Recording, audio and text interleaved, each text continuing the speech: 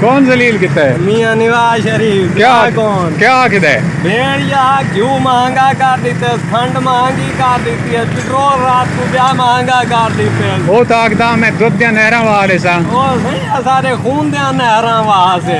अच्छा दुध दिया नहरां नहीं वहां सकता। वो दुध दा आते वो लंदा ने बैठा हुआ है। वो तो आखदा मैं तुम्हारे वास्ते कुर्बानियां देना पिया, मुल्क तो बाहर है। सही कुर्बानी आता इलाज करवेंदा पे ना बाहरले मुल्क दा केड़ा इथा इलाज ही नहीं थींदा। 3 साल हुकूमत की है, वो इलाज अपना इतना नहीं करवा सकता। वो सही अस्पताल बनाए होवे ना तो इलाज करवावे ना। इलाज तो उनका बाहर थींदा पे।